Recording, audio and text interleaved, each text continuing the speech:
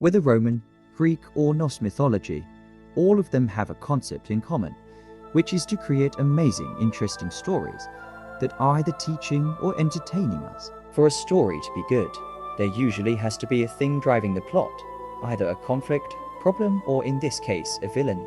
In this video, we will have a closer look on an immortal wizard, which is usually the antagonist in countless stories from Slavic mythology.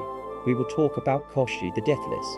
Koschei is a character which can be seen as a blueprint for a specific villain archetype. A man searching for power and immortality, not because of being purely evil, but because of a human emotion like wrath, grief or fear.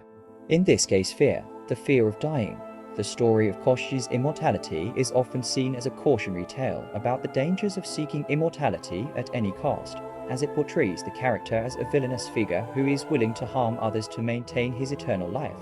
How already mentioned, he is present in many stories, but often the story follows a simple plot of Koschei stealing the wife, mother or anything from the protagonist, sending him automatically on the quest to return her. I want to tell you about a story that follows this narrative and is probably his most famous story, the story of Tsarevitch Petr and the Wizard.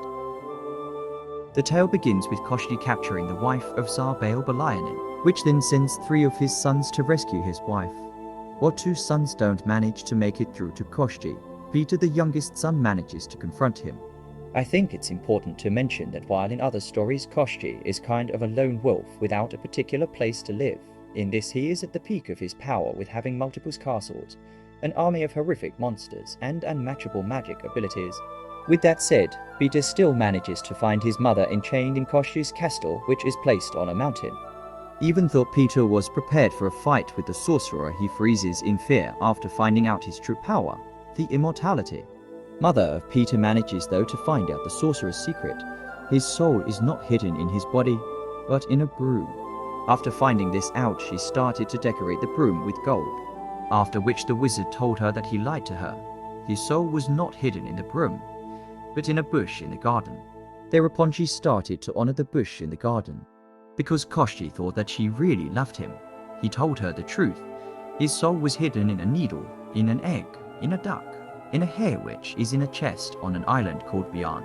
After receiving this information, Petr goes on a search for this weak point, traveling to the island and encountering animals, which he helps on the way.